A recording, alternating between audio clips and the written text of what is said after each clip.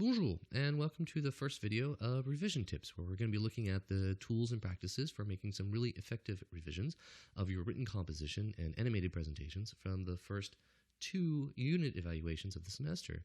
In this first video, we're going to be looking at why we revise. I'm going to give you an overview of the checklists, which are your best tool for this part of the course. We're going to be looking at some general tips and how to use the comments to make your revisions the most effective. So this video is the first part in a series. The second video is going to begin taking apart the rubric to help you improve your written composition and animated presentations by looking at the criteria of task completion, language function, and coherence. The third video is dedicated entirely to language control, improving your spelling, your pronunciation, your grammar, and all the rest of that jazz. So the very first thing we need to talk about is, why do we revise? We dedicate an important part of this course to the revision of your own expression. And the short answer to that is it's really essential to learning a language.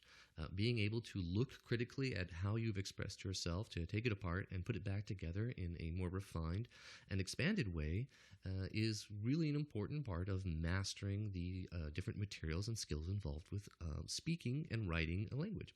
So your two main goals with revision should be to refine your language control and then to expand your expression. That is to say it better and say more.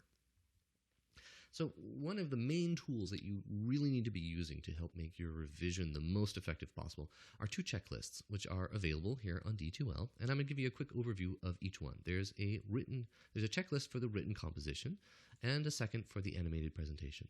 These are largely similar. For the written composition, it begins with professor remarks. So grab the blog post that you created, and you'll find my feedback directly there, as well as some feedback in the form of comments from your classmates. And then there's a handy-dandy checklist for each section of the rubric, beginning with task completion, language function, or how richly you're expressing yourself, how well everything coheres with openings, closings, tying everything together. Then the rest of these categories are dedicated to the language function part of your rubric, your vocabulary choices, how well you're spelling, some common grammar errors that I want to make sure you're addressing in your revision, and then also talking about effective formatting when it comes to written compositions. The animated presentation checklist is largely the same. My remarks, it should be your priorities, comments from your classmates, task completion, language function, coherence are pretty much all the same. The language function, of course, is different. It still includes vocabulary and grammar, but for your animated presentations, I want you to be critically looking at your pace and pronunciation, as well as the formatting that is most appropriate for a presentation, much like this one. So generally, as you can guess, the main things you really should be looking at are the feedback that I've given you, as well as the comments that your classmates have put upon your blog post.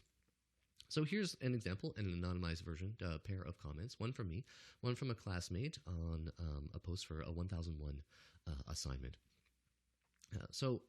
This is the very first portion here. I will always give you feedback in French, meaningful stuff responding to what you said. And then my remarks come in two sections.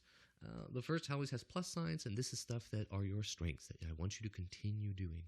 The things that follow have little tildes in front of them, and these are the things that you need to make a priority to improve upon with your revision. Now, in addition to just addressing the stuff that I'm talking about, your classmates have gone and read you and responded to what you have written or said, if it's an animated presentation.